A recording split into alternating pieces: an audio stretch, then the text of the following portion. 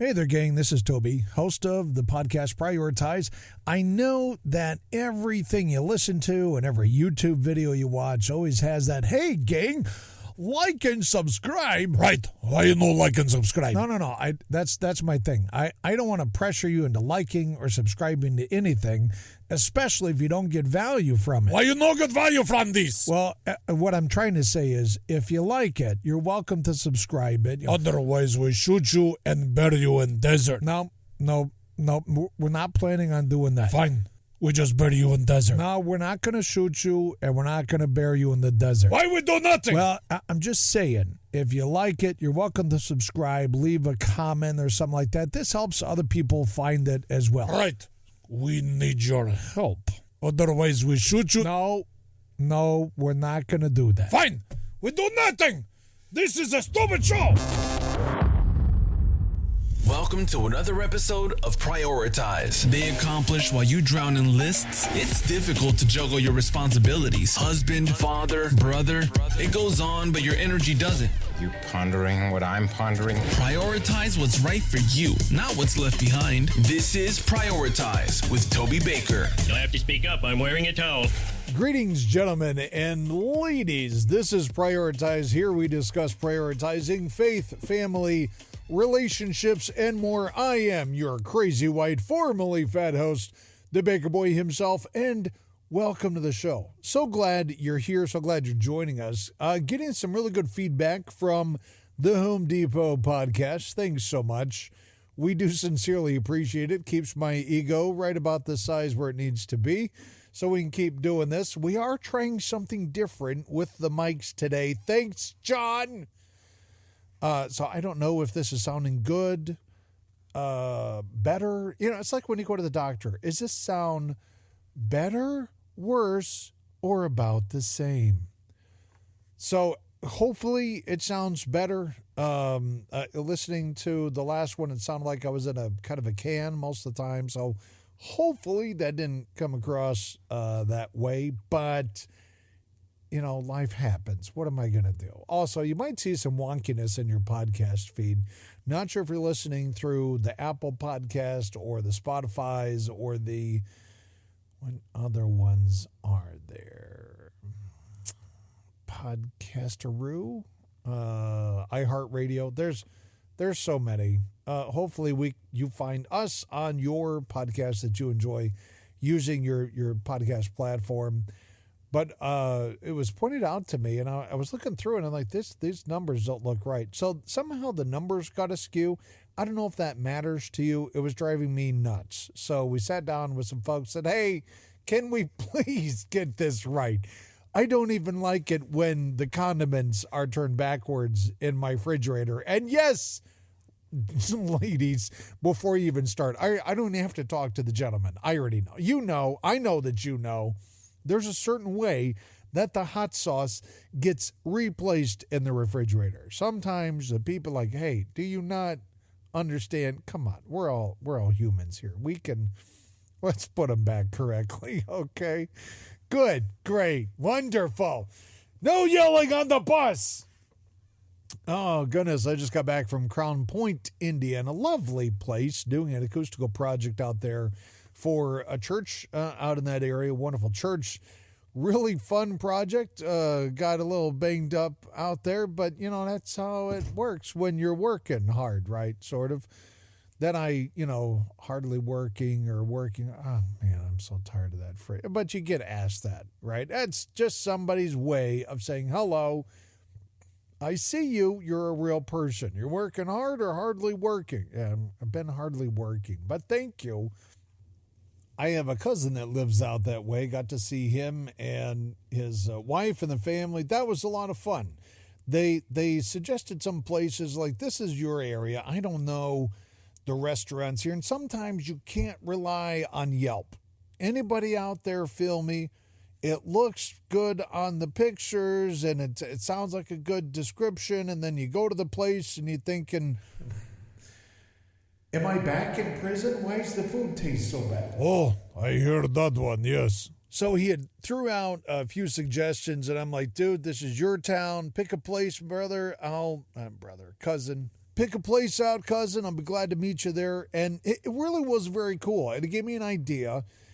And there's one of my colleagues from the office. He actually had a good idea for a YouTube channel to go around and visit and kind of do like YouTube reviews on breweries. Even though I'm not much for a brewery guy, I did like the idea, because when you're traveling and you travel, like, I don't know, man, 50% of the year, 65% of the year, you'd like to know, hey, where's the good restaurant in Crowne Point, Indiana? Where can I get a really good old-fashioned or a Manhattan or a good ribeye? Where can I just get a good hamburger? Are there good salads out there? Where could I find these places? So I thought, and I was wondering, I'd like to throw the question out to you guys. Maybe on the Patreon page, I could start another podcast, of like a video cast, and do something like a dinner view, where I go in and I'm interviewing the food, so to speak, like I'm reviewing this restaurant on the cleanliness, the friendliness of the staff, the promptliness of the, is that even a word? Are they prompt? Can they get the food out to you before next week? Is it fresh? Is it crisp? Is it good? Is it worth the price that they want to charge you? Does the food bring value? And I'm thinking that it might be a good idea. I mean, I can't go out to eat every single night that I'm out there. That I wouldn't have much money left. But let me know your thoughts. That might be something that we can kind of kick around the old, I was going to say fireplace, but who kicks stuff around a fireplace? I don't know. I don't think my head is working yet today. I am in the studio, and today we are prioritizing the wedding ring. Are you married? Are you one of the, I don't want to say lucky, because it's not luck. According to the scriptures, he who finds a wife finds a good thing. And man, is that absolutely correct. I found my wife 27 plus years ago. It'll be 28 in May 11th to be exact. And, well, actually, I guess a little more than 28 and a half, 29 years ago when we met in college. And, oh, man, it's just good, brother. When you find a wife and, somebody you look forward to coming home to, and someone who encourages you and lifts you up, and you share great memories together, and man, you just you know what I'm saying? Look, I'm not trying to get crass here, but good times in the bedroom, good times outside the bedroom. Can I say it like that without going over the edge too early on a quasi? We're not really a serious podcast. Well, I mean, it's kind of serious on for this one here, prioritizing the wedding ring, but man, that's hard to find, and I guess in a good way. I hope for your sake, brother, and the sake of that of your kin, your kids, your family, you yourself have found a good wife. And if you're having trouble finding one, finding a good fish in the pond, and maybe it's time to try a new pond. We didn't meet in a bar. We didn't meet on the sidewalk or even in a cafe. And I know it has got to be like 100 times harder today to find your match, that's best for you than what it was 28, 29 years ago. So many things have changed, and not all of them in a good way either. It's what it makes it more difficult. But yeah, almost 28 years ago, my wife placed a ring on my finger in front of witnesses, in front of the pastor, in front of God, and we said some vows. And believe it or not, we have both kept those vows towards one another. I've never shared my bed with another woman, and likewise, neither has she, and not with another guy either. So that's not easy to do when, she's a model, so There have been many proposals, and fortunately, she prioritized our vows. I am not easy to be wed to.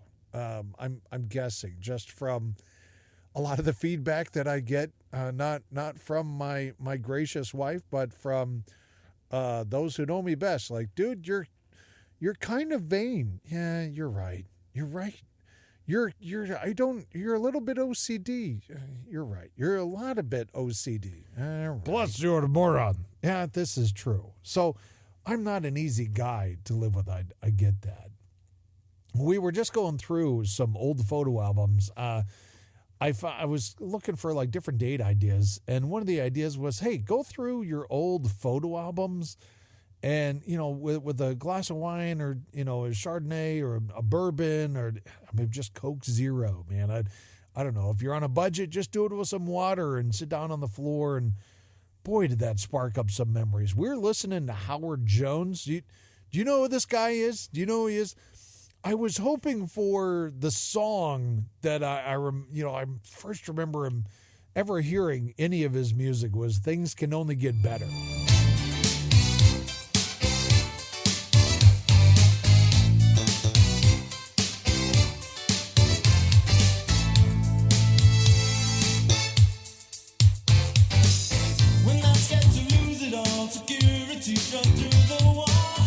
Have you ever heard this? Is from the 80s. It's so 80s movie.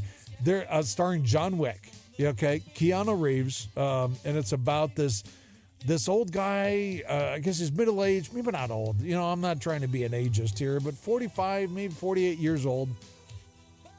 And it probably says it in the movie. I don't know. I haven't seen it in a long time. In fact, I think the last time I watched it, a memory sparked. And I was thinking, can I find this on YouTube for free? And it was there at the time. Not sure if it's still there now. I believe it's called Young Again. Stars Keanu Reeves, right? Everybody knows him as John Wick. The awesomeness of John Wick that is John Wick. At least the first and second one. The third one, fourth one, I don't know. I mean, there's good scenes and... I think they're making a new one. John doesn't know. Thanks, John. You're a big help. And great mic work, by the way. So this old, 45, 48-year-old guy hops on the bus, and he's kind of talking. He sees some kids, and he's like, oh, man. Like, his whole work day has been a bummer to be a working guy, and he envied the life of a teenager who might just be, doing a day job through the summer just for some pizza cash, and then spending the weekends or maybe the maybe the weekdays, I don't know, at the beach, cruising and surfing the waves, or just skipping around and grabbing some Mickey D's and, taking road trips every day. I guess I don't even know what students do today, kids, college kids. They don't just play the video games, do they? That's not like everybody, right? Why you look at me? I don't know. I don't know what the cool kids do today. That when I was a kid, they did a thing called cruising, where you hop in a car, you play your stereo as loud as you can, and you drive around town. Why did you do this? It was just something that was fun to do, I guess, and you'd find your friends out there, and you'd hang out and talk bad about the teachers and eat some stale French fries and play your music louder. And I don't know, there wasn't a whole lot of fighting and picketing and rioting and stuff like that when I was a kid. You didn't look for trouble. You looked for something fun to do, and that was fun. I don't know. You are a moron. We had this established really well. Can we please move on? Hey. This is your show, buddy. So the old guy's on this bus. He's kind of talking out loud. Next thing you know, boom, there's an old guy who apparently is some kind of an angel, grants him his wish after he wishes he was young again, turns into Keanu Reeves. For the rest of the movie, he's Keanu Reeves, and he's really living it up, and he just wants to have fun. He's back in high school. He's doing all the things he wanted to do, and then he sees the love of his life, but of course, she is, she's older, right? Like, she's not in high school. And he longs for that. And at the end of the movie, he wants to be his old age again and go back to loving the woman that he did. And unfortunately, the album we were listening to did not have Things Can Only Get Better. I was so bummed. I'm like, this song isn't on here. Why you not check before? I don't know. I was just thinking, like, surely it's Howard Jones. It's going to be on there because, I don't know. It was a stupid thing, but the memory of the movie is still out there. And, you know, at the end of the movie, he wishes for what he lost. He wanted to go back, and he did. And, you know, Joyce and I, we're talking. We're there just flipping through these photo albums. We did not want to go back to being kids. There was a couple of photos. I have my kids' photo, like when I was a kid, when I was a baby even. And for some odd reason, we did not have hers when she was a baby. Other than, where are your photo albums? And, no clue. No, not that it matters. But we're looking through the photo albums with the boys in them. And, oh, man, those are just good memories. It was a really cool date. If you're looking for a good date idea, I'd highly recommend that. You know, just it doesn't take much money. Whatever you're going to eat or drink at the house, and I have these albums. The record album. I wasn't listening to this on digital audio, my friends. No. I actually have a turntable, like a record player, like the old school. Now, for some odd reason, my kids have it in their head that this is like the 5th record player that I've owned. Not the case at all. I've had one record player when I was a kid, and it was like a toy record album. A toy record player. It was small, it was blue, and the speakers came attached to the record player. That's how old that it was. So it lasted for a while, and then I didn't have it anymore, and I never got another one until recently. When Grandma passed, she had all these record albums, and I'm like, man, there's some good records in here. Got some Dino, Dean Martin, got some Frank Sinatra. There's some Connie Francis. I mean, they're obviously very old and dated and vintage, but I'm like, well, now that I have these records, I need a player so that I can listen to them. And fortunately, I had some gift cards left over from Christmas that I went over to the toy store. You might know it as Sweetwater. I call it the toy store. And they had some on sale, and I picked one up and took it on home, got her all plugged in and stuff, and listening to some Howard Jones. Unfortunately, without Things Can Only Get Better. So yeah, that's the song. Why do I tell you all this? I was thinking same thing. Joyce and I, we didn't build our marriage based on the wedding day. I was just listening to a story about he might as well have been an Indian prince. He wasn't an Indian prince. The parents were just uber wealthy. They spent something like $100+ million on a party that wasn't the wedding feast. This was just a party. Our kids are engaged. They're getting ready to be married. They brought in, who was this singer? This was for India's richest man.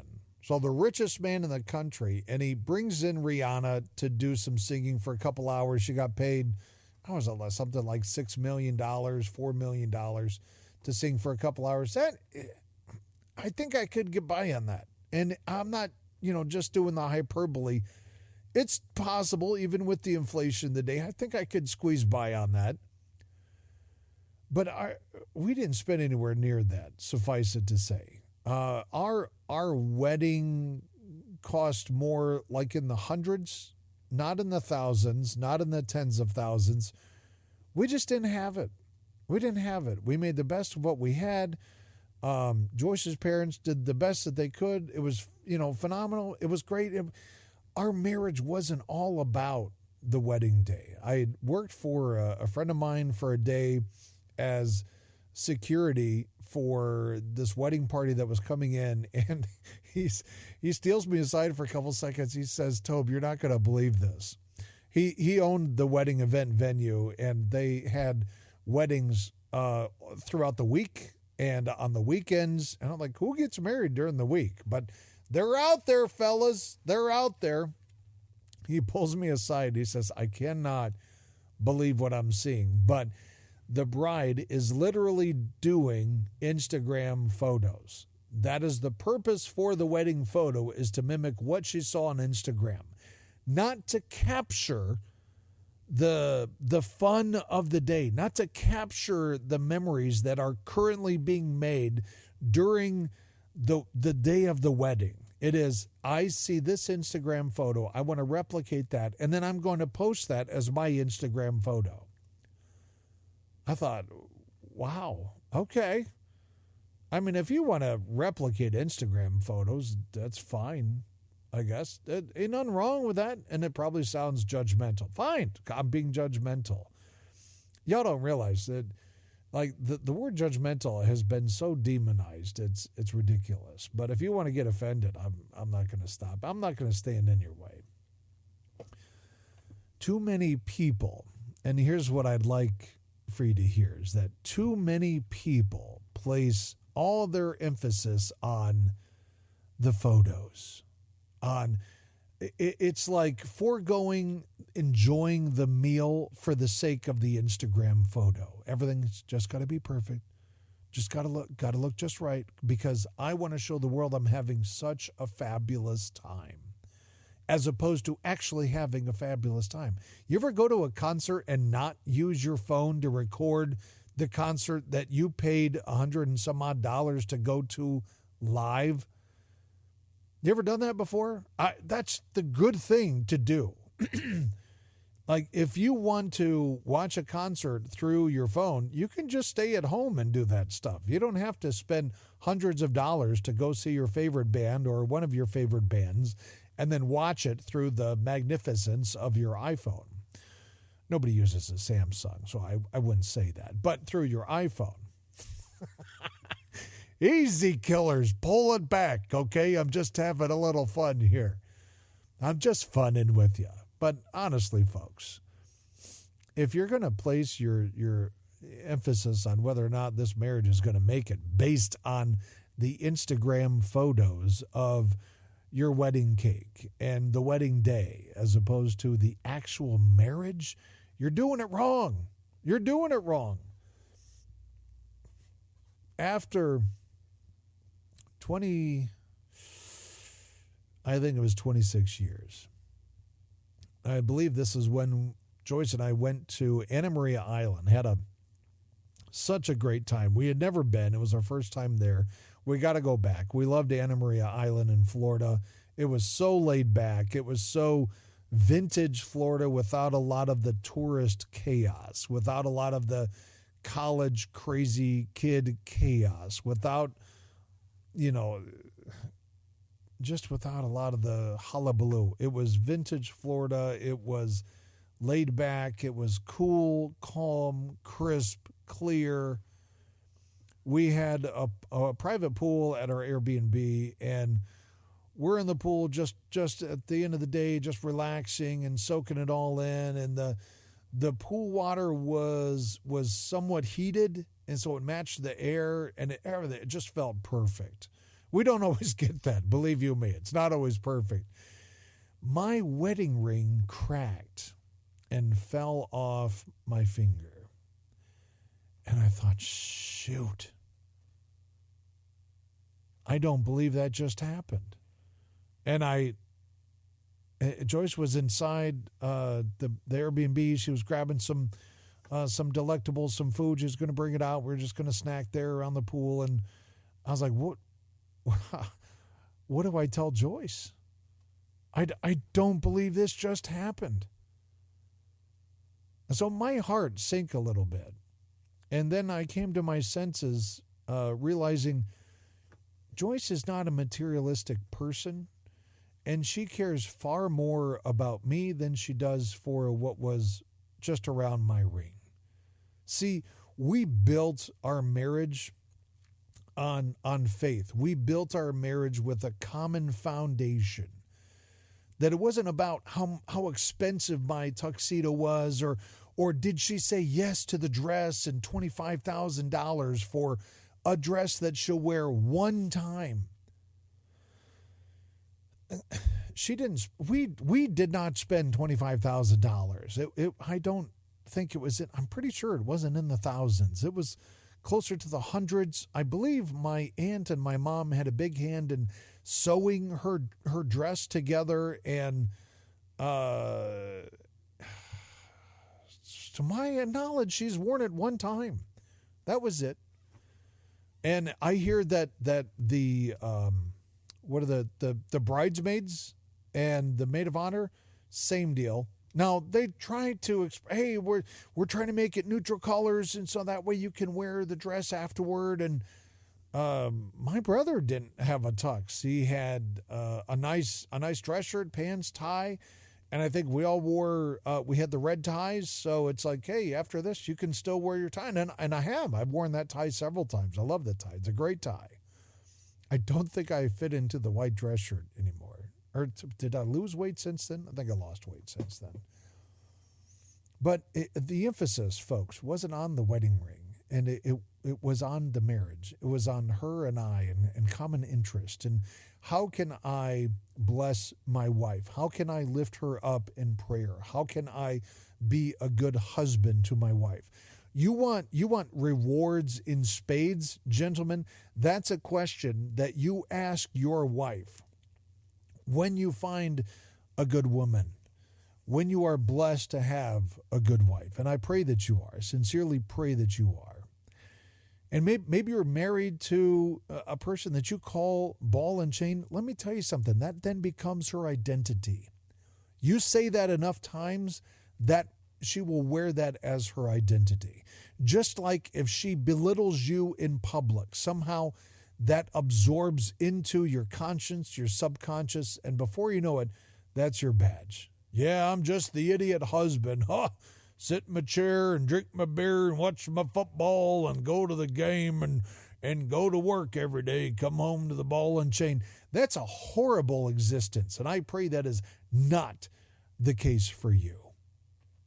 My hope is this, that when you find the good woman and you guys start building your foundation on commonalities of faith, family, and your finances, because believe me when I say this, those may not be the only keys in your marriage, but they are incredibly important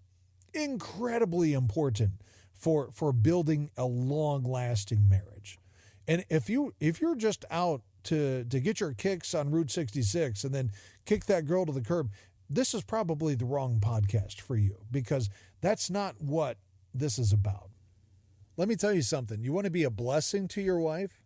Ask her, hey, how can I be a better man for you? And then just wait. I mean, don't make it sarcastic. Don't. This isn't funny time. This is, hey, babe, I just got a quick question, man. I want us to be the best version of us that we can be for us today and in the future.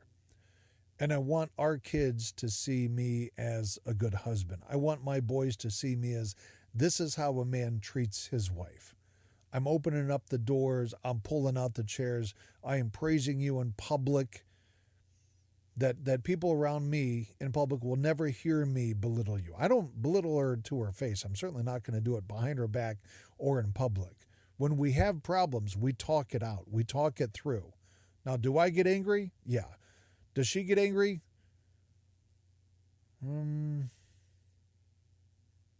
Maybe once. Rare is the occasion. Why? Because she's a lot like Jesus, full of grace and loves me for who I am. Is that hypocrisy for me to say that? No, absolutely not. Because if we're Christ followers, isn't that what we're trying to be, like Jesus? She's the epitome. She is such a gift from God, and I will say that to my dying day. You want to be a blessing to your wife?